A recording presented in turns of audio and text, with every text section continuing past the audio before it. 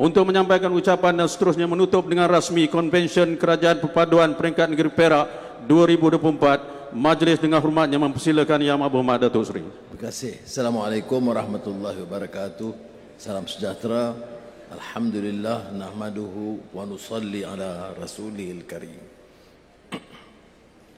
Saudara Datuk Seri Zahid Hamidi, Perdana Menteri dan Presiden UMNO, Saudara Syarani Menteri Besar, Menteri-Menteri, Komeng dan Zamri dan Likang, mantan-mantan Menteri Besar, sahabat lama saya Tan Sri Ramli, yang lain itu baru lagi, Datuk Sri Niza, sekali lagi Zamri, pimpinan Perak termasuk Saudara Mujahid, pimpinan UMNO Barisan Nasional dan Pakatan Harapan, rakan-rakan saya muliakan. Terima kasih dan tahniah kepada Saudara Syarani. Ini adalah program pertama Konvensyen Perpaduan negara ini. Dalam mana-mana pengalaman di kuliah perjuangan politik, dia harus ada tokoh yang memecahkan tembok. Kesukaran menghimpun dalam arti kata yang lebih bermakna. Semua orang dapat jangka bahawa kerjasama Kerajaan Perpaduan Madani di peringkat persekutuan sangat kukuh. Tapi masih ada yang mengandaikan bahawa kekuatan itu harus lebih kental di peringkat negeri dan bahagian atau di cabang, daerah-daerah. Dan Saudara Syarani, walaupun saya tahu orangnya seringkali degil, tetapi telah menunjukkan kewibawaan, kecekalan, memimpin negeri Perak dan faham maksud mengukuh semangat perpaduan madani di negeri Perak dan mengusulkan supaya diadakan konvensyen pertama di negeri Perak, yang saya akan gunakan kesempatan ini dan akan menggunakan pengalaman Saudara Datuk Seri Syarani dan negeri Perak sebagai permulaan dan akan meminta semua negeri-negeri lain ikut serta. Sekali lagi, Perak mencetus perubahan dan mencipta sejarah. Saudara, jangan kita remehkan. Perpaduan ini antara kaum, antara agama di negara ini dianggap satu imperatif yang tidak boleh disangkal. Kenyataan politik sedemikian rupa. Dan dalam sejarah, sama di Malaysia dan mana-mana negara lain, coalition atau kerajaan campuran atau perpaduan bukan satu hal yang mudah. Dia dianggap selalunya mudah dirungkai, mungkin berpecah. Hanya dalam negara kita ini, pengalaman Barisan Nasional yang dipimpin oleh UMNO yang dapat teguh sejak perikatan dan kekuatan induk BN UMNO MCA dan MIC. Pakatan Harapan sendiri yang saya taja itu tidak dapat bertahan setelah PAS memilih untuk keluar. Sekarang dengan keadilan DAP dan amanah nampak lebih kukuh dan mantap. Dan sekiranya dua gabungan ini menjadi induk, terutama di Semenanjung, saya setuju apa yang ditegaskan oleh Saudara Datuk Seri Zahid sebentar tadi. Ia akan menjadi kekuatan baru untuk dekad-dekad akan datang dan tidak mudah disangkal dan dirobohkan kekuatan itu. Dan kita juga bernasib baik. Rakan kita di Sarawak GPS merupakan rakan yang sangat setia dan komited untuk menjalin hubungan dan membina kekuatan. Sejak mereka bersama dengan Kerajaan Perpaduan, semua usaha dan langkah-langkah yang banyak itu bukan saja ditolak oleh pimpinan PH dan UMNO, tapi juga ditolak tegas oleh pimpinan GPS di Sarawak. GRS dan rakan-rakan sekutu di Sabah ikut tren yang sama, dan saya yakin dalam perbincangan saya dengan Datuk Seri Zahid, dengan pimpinan dan jemaah menteri, kita tidak pernah anggap ini sebagai suatu masalah. Cuma diwar-warkan dengan persepsi untuk melemahkan. Kerana apalagi harapan dan kekuatan pembangkang, selain memberikan harapan agar akan berlakunya perubahan, sebaik saja terhakis harapan ini, orang-orang yang dijanji, orang-orang dan ahli-ahli parlimen yang yakin bahawa perubahan akan berlaku, bila tidak berlaku, maka seorang demi seorang akan meninggalkan parti mereka. Dan dengan penegasan Kebahadulian Yang Maha Mulia Yang di-Pertuan Agong malam tadi, menasihat pimpinan politik untuk terima kenyataan perpaduan mesti wujud dan harus kekal, dan sebaiknya parti-parti politik menumpukan perhatian, menjamin kestabilan, memacu pertumbuhan, menyelenggara negara dan menyelamatkan rakyat, dan biar bicara dan merancang perubahan setelah genap 5 tahun. Itu kenyataan terkini dari Yang di-Pertuan Agong malam tadi. Dan saya percaya bahawa Yang Maha Mulia Tuanku Sultan Johor yang akan menjadi Yang di-Pertuan Agong mulai 31 bulan ini bukan saja akan menegaskan, tetapi diyakini umum akan pertahankan semangat yang sama. Maknanya kerajaan perpaduan madani ini harus tumpu sepenuhnya ke arah membangunkan negara, memacu pertumbuhan, dan kita punya minimum 4 tahun untuk membuktikan keupayaan kita, insya-Allah. Dan sementara itu saya percaya dari tanda-tanda yang boleh diyakini. Ramai lagi ahli-ahli parlimen yang akan terhakis keyakinan mereka. Dan janji palsu ini dilakukan oleh Perikatan Nasional. Kerana apa isu ini dibangkitkan? Kerana tujuan dan matlamat tebu atap, walaupun saya dah jawab, atap ini bukan atap rembia, atap konkrit. Dia coba gagal di Malaysia, dia berpindah ke Dubai dan London. Dia lupa bahawa di Dubai dan di London itu konkritnya itu jauh lebih tebal. Jadi isunya isu apa? Mereka menggunakan sentimen kaum, seolah-olah kita meninggalkan asas utama pembentukan negara ini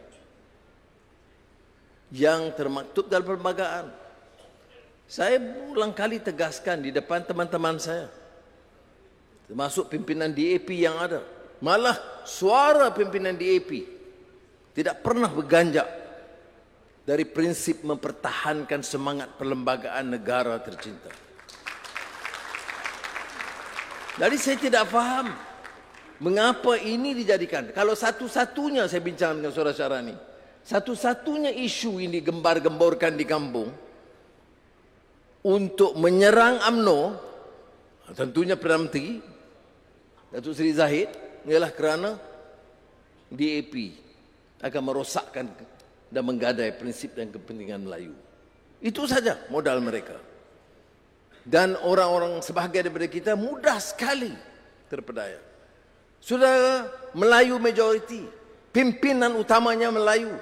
Dasar Bumi Putera tidak pernah kita robohkan. Kita tetap pertahankan kenyataan bahawa majoriti di Malaysia ini masih Melayu. Majoriti yang miskin juga yang Melayu. Sebahagian besar yang menyebabkan rosaknya kepentingan Melayu ini adalah pemimpin-pemimpin Melayu yang rakus dan rasuah dan menggadaikan prinsip orang Melayu. Sebab itu dalam beberapa tindakan saya tidak tolak ansur. Kalau kamu itu perasuah besar, sama ada Melayu atau Cina atau India, atau Dayak atau Iban, waspada, kita ambil tindakan setegas dan sekeras mungkin. Apa guna kita menjadi pemerintah? Diberikan mandat untuk menyelamatkan negara. Menyelamatkan dari apa? Menyelamatkan dari kerakusan. Menyelamatkan dari sikap tamak haloba. Masuk politik semata-mata untuk memperoleh habuan. Cara yang haram. Dan mengondol bukan sedikit. Ada yang mengatakan Anwar cukup. Kami tidak mau dengar lagi isu rasuah dan tata kelola. Aneh.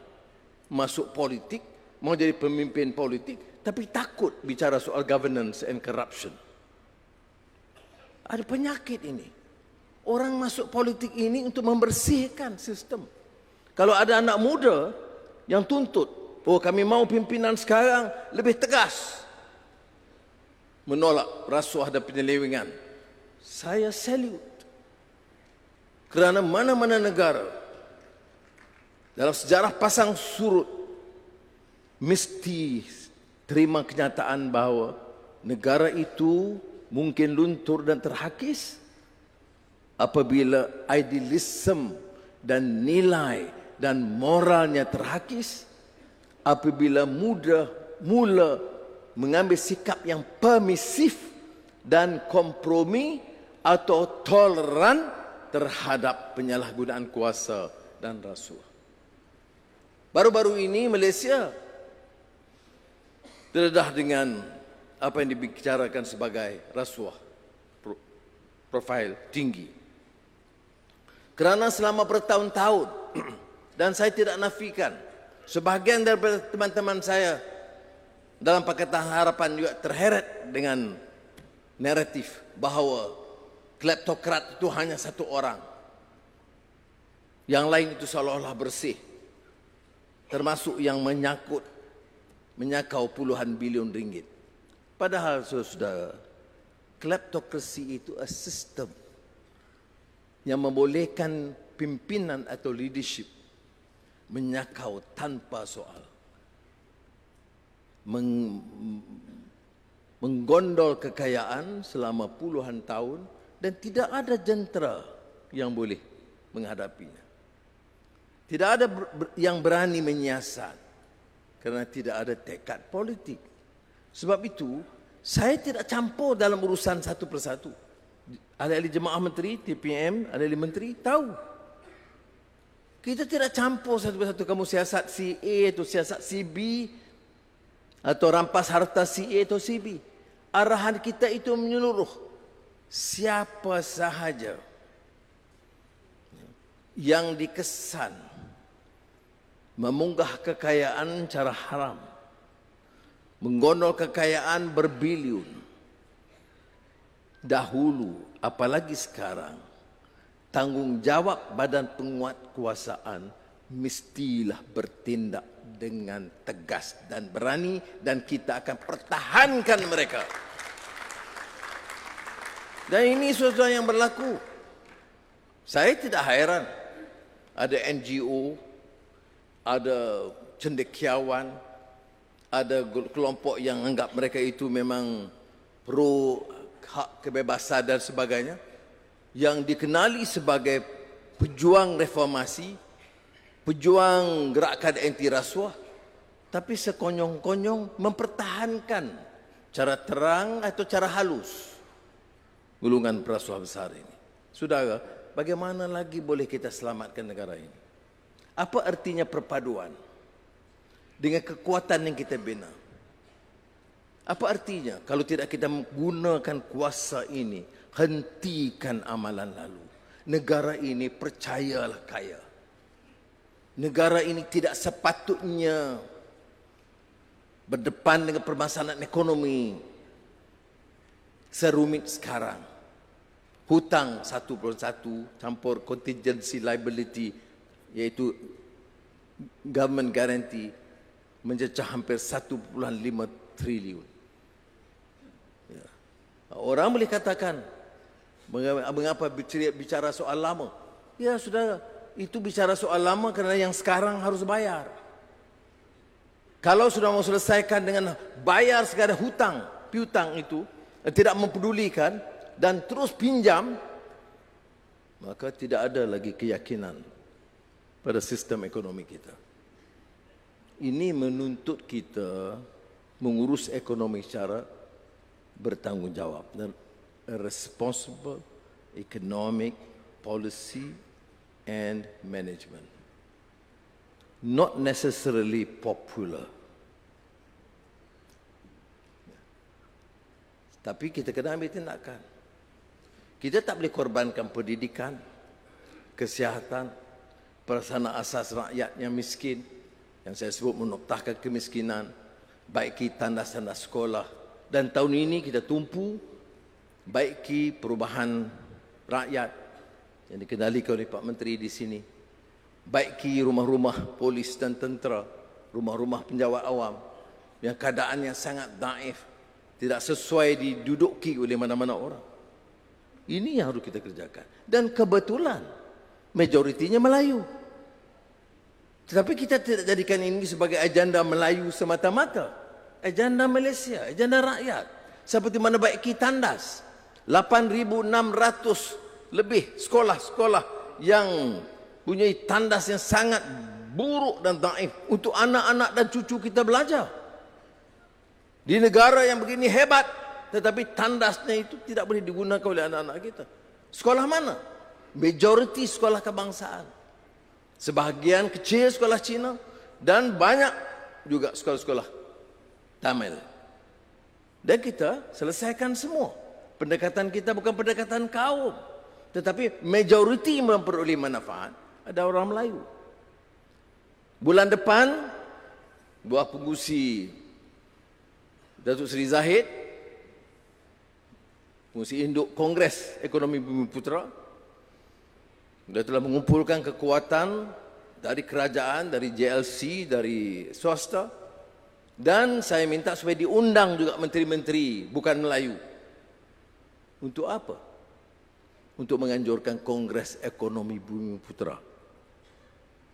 Saya mau dengan Malaysia baru ini, Malaysia Madani, masalah Tamil, masalah India, masalah kita, masalah Cina, masalah kita, masalah Iban dan Dayak, masalah kita. Dan masalah Bumiputera itu juga masalah Bumiputera dan masalah Cina dan India di Malaysia. Mesti tangani dengan bijaksana dan mesti jadikan agenda ini agenda bersama dengan menekankan beberapa pendekatan baru. Mesti ada agenda membantu Bumiputera berkesan dan satu yang agak aspek yang ada kelainan yang unik. Kongres ini Kongres Bumiputera. Kongres ini akan menilai proyek-proyek yang dijalankan, memperkenalkan beberapa program baru dengan pendekatan baru. Tapi Kongres ini juga akan mengenal pasti beberapa aspek masalah yang dihadapi oleh bukan Bumiputera, orang Cina, terutamanya orang India di Malaysia. Saudara, ini pendekatan baru dan kita dalam Barisan Nasional, UMNO terutamanya, Pakatan Harapan, termasuk Keadilan dan Amanah, mesti berani berdepan dengan masalah ini, bahawa penyelesaian ini akan jauh lebih baik daripada Kongres sebelumnya. Tapi ini naratif baru. Dia menimbulkan pelbagai permasalahan yang dibangkitkan. Terkait dengan soal itu, kita sebut baru-baru ini isu yang juga hangat, yaitu soal sistem prasaraan. Saya kata 12 tahun penjawat awam bekerja. Tidak ada penilaian, tidak ada komitmen untuk memperbaiki kadar upah dan gaji mereka. Kita telah putuskan walaupun ada kekangan keuangan, ini staf dalam keluarga jabatan kerajaan Malaysia tak boleh kita tangguh. Dengan kos sara hidup, dengan gaji yang tak naik, yang tidak ada gaji semula selama 12 tahun, kerajaan bertanggungjawab untuk menilai dan menaikkan mengikut keupayaan kita dengan hutang yang besar, tetapi harus ada komitmen untuk meningkatkan kadar upah penjawat awam di negara kita. Baik. Tetapi kita kena faham juga, ya. Tentunya tidak harus terlalu tinggi kerana akan membebankan ekonomi negara. Ya. Dan skimnya juga harus diubah sesuai. Sekarang 1 tahun bayaran pencen mencecah 30 bilion, dalam 20 tahun mencecah 120 bilion ringgit dan tidak ada kerajaan yang mampu bayar pencen. Popular, tidak popular. Harus dilakukan, ya. Kalau tidak dilakukan perubahan, akan kerajaan bertanggungjawab, kerajaan tidak bertanggungjawab. Semua apakah ini dilakukan oleh negara? Ya. Kebanyakan negara-negara membangun sudah pun menghentikan skim pencen. Apakah kita boleh berhentikan pencen yang ada sekarang? Tak mungkin, kerana ini janji dan pertukar dalam perlembagaan. Maka ada perubahan untuk mengelakkan negara muflis. Maka ada penyesuaian. Apakah gaji mereka akan kurang? Tidak. Apakah ganjaran mereka akan kurang? Tidak. Skim berubah. Apakah mereka ini pekerja kontrak atau tetap? Pekerja tetap. Tapi penjelasan teliti akan harus dibuat. Dan ini tanggungjawab kita bersama. Kita ada pilihan. Boleh terus dengan pencen kerana generasi akan datang akan hadapi masalah. Itu sikap yang sangat tidak bertanggungjawab. Seorang bapa yang berhutang sesuka hati, punya tanggungan yang besar dan serah pada anak-anak dia, kamu selesaikan. Saya tidak mahu begitu. Dan saya percaya rakan-rakan jemaah menteri, seperti mana diumumkan oleh menteri-menteri dan juga TPM, bahawa skim ini terpaksa diadakan. Ada pembangkang nak gunakan, dia lupa. Dia juga dalam jemaah menteri. Dia juga telah luluskan sebelum ini, bukan baru. Sudah puluhan tahun dikaji. Saya ingat masa 90-an dulu sudah dikaji. Mesti ada rancangan baru untuk menghentikan pension, sistem pension kerana negara akan muflis. Tapi tidak ada yang punya kekuatan dan tekad politik untuk buat. Biarlah maknanya, biar generasi akan datang saja sanggup.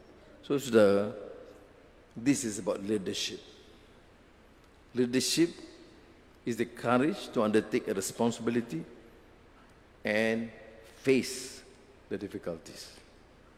If we choose to deny this, we condemn the next generation. If you want to maintain popularity at the expense of the nation, then Madani is not the cause. We must choose a different option, an irresponsible, populist, racist option, and that is not the option that we have chosen. Kita dalam Kerajaan Perpaduan Madani memilih untuk bertanggungjawab. Dan kita ada masa untuk membetulkan. Ya. Kalau kita dengar kritikan-kritikan ini, dia tak jawab. Dia kata pencen menyeksakan orang Melayu, ini cadangan DAP. Dan ini hanya akan menyiksa orang Melayu. Ini yang dikemukakan. Tidak pernah mau dibicara secara fakta dan data. Ini masalah kita di negara ini. Guna agama, tunggang agama. Dan bila kita bicara jangan kaitkan agama, dia kata mana boleh. Islam ini tidak pernah mengasingkan negara dan politik dari agama. Ya, tapi Islam tidak pernah mengizinkan fitnah dan penipuan atas nama agama. Jadi saya anggap harus ada usaha termasuk di peringkat kerajaan negeri, jawab awam, wakil-wakil rakyat dan jentera parti untuk mendepani masalah ini dengan fakta yang jelas. Saya telah minta MK2, Menteri Kewangan kedua, memulakan perbahasan ini. Dan kita kalau ada sedikit sebanyak penyesuaian yang harus dilakukan, boleh dilakukan. Ada cadangan umpamanya yang mengatakan, mengapa hanya penjawat awam dan tidak anggota politik? Mengapa orang politik, walaupun skimnya berbeza, dianggap berbeza? Saya tidak bersetuju dengan pandangan bahawa orang politik harus dikecualikan. Tapi seperti biasa, saya akan kemukakan pandangan ini, dan tak kala kita mengkaji persaraan, saya juga akan menyatakan bahawa ia harus juga terpakai kepada orang politik. Maknanya, yang akan menjadi calon dalam pilihan raya akan datang harus terima kenyataan bahawa skim mereka tidak termasuk pencen. Kalau dengan sebab ini tidak setuju jadi calon, baik. Jadi senang kerja saudara Syarani. Kalau katanya okey kerana tidak ada pencen, kami tidak mau jadi calon. Okey. Ataupun Zamri kata kalau kerana tidak ada pencen, saya tidak mau jadi menteri. Nah, walaupun Zamri tak kata gitulah. Ya, itu pilihan kita. Ya. Tapi seperti biasa dalam sistem kita, kita akan bincang cara lebih teliti dalam jadukuasa persaraan dan kemudian dalam kabinet. Bagaimana keadaan sekarang? Ada yang mengatakan ada mantan menteri atau Perdana Menteri yang punya pension yang 3-4 sebagai pegawai kerajaan, sebagai Dewan Dengan Negeri, sebagai ahli parlimen dan menteri 3 atau 4. Saya kata kalau dari segi moral, pilih satu. Dan ini termasuk Azizah. Azizah ya, Azizah itu pension sebagai doktor kerajaan, sebagai ahli Dewan Undangan Negeri di Selangor, dan sebagai ahli parlimen. Dan tentunya beliau sebagai seorang yang bertanggungjawab, maklum kepada saya pagi tadi, dia akan pilih hanya satu pension sebagai penjara.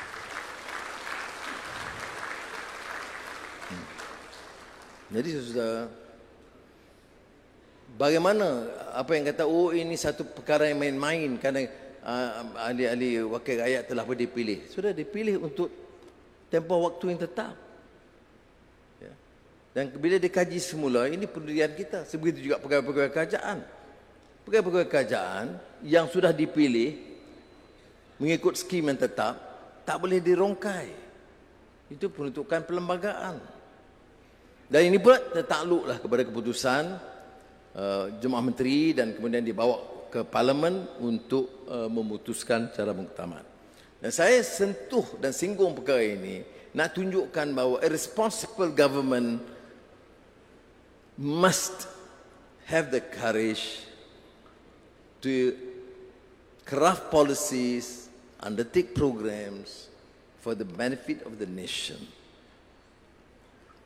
Walaupun pada ketikanya yang dianggap kurang popular. Saya tegaskan ini. Ada yang mengatakan kita ada banyak masa. Tak. Kalau kita tak lakukan, percayalah. Inilah julung-julung kali Tok Sri Zahid, di mana kerajaan ini, kerajaan perpaduan Madani itu kuat, punyai 2/3 majoriti dan mendapat dukungan solid di parlimen. Kalau nak buat perubahan untuk negara, buat sekarang. Kerana tak mudah perkara ini dapat dipertahankan. Lakukanlah sebaik mungkin, saudara. Baik, akhir kalam sedikit saya sentuh pasal Perak. Sebab semua menyatakan PM, TPM, Menteri Menteri Perak. Sudah Perak menjadi tumpuan. Selain daripada Selangor, Pulau Pinang, Johor, sekarang Perak sudah terangkat. Ada beberapa program pembangunan yang besar.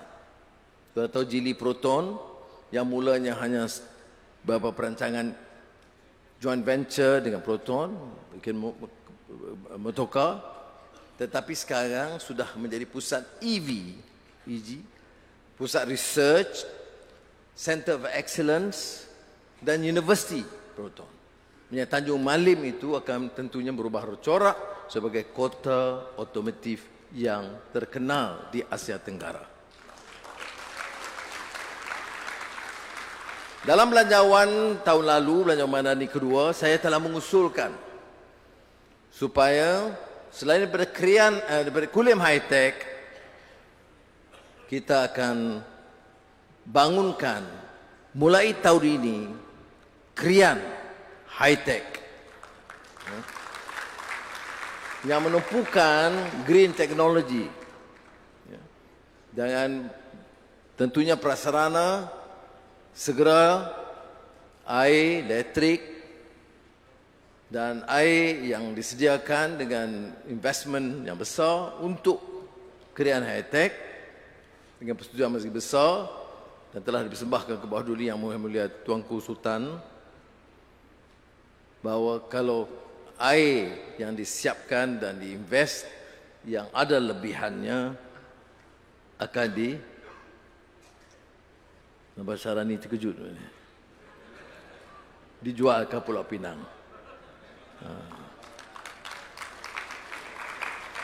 Maulah ada kewarasan sikit, air lebih jual ke Pulau Pinang. Tapi maknanya ada 2 projek raksasa Perak yang disegerakan mulai tahun ini.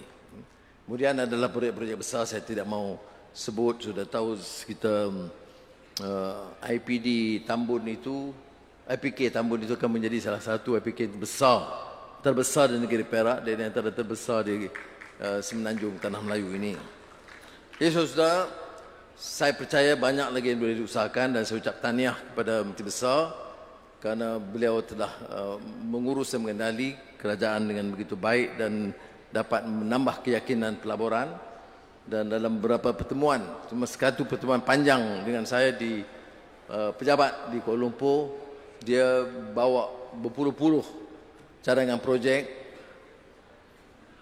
untuk saya beri pertimbangan. Dan bila saya kata ini ada masalah sikit, ini kena tangguh, dia kata, saudara ahli Parlimen Tambun, itu satu ugutan. Tapi saya akan lakukan sebaiknya supaya kita dapat angkat Perak ini, supaya jangan tercicir. Ya. Dan sekali lagi saya ucap terima kasih. Dan saya bangga, saya bangga hadir pada petang ini kerana saya saksikan sendiri bahawa betapapun telahan dan tomahan yang dibuat di peringkat di luar, saya lihat potensi kerajaan perpaduan Perak sebagai kekuatan baru kerajaan perpaduan di negara ini akan terjelma di Perak. Dan saya kenal ramai dari pemimpin-pemimpin parti di Perak dan saya rasa sikap ini kalau diteruskan, kita ada bright future. Jangan lupa sama sekali, ini bukan soal agenda negeri semata-mata. Ini bukan saja agenda parti semata-mata. Peta politik negara harus berubah. Peta politik negara mulai dari isu tata kelola kepada dasar ekonomi, kepada dasar agenda boleh membela nasib rakyat, bermula sekarang. Dan ia memerlukan kecekalan pimpinan di semua peringkat. Terimalah kenyataan bahawa politik perkauman sempit dan agama yang fanatik dan jumud tidak akan dapat menyelamatkan negara ini. Hanya politik bertanggungjawab yang kuat faham agamanya, yang kasih kepada budaya dan bangsanya, tingkatkan martabat bahasanya, muliakan budaya, tetapi tetap menyantuni dan menghormati hak semua. Ini pendekatan kita dan dengan pendekatan inilah boleh kita selamatkan negara kita. Terima kasih. Wassalamualaikum warahmatullahi wabarakatuh.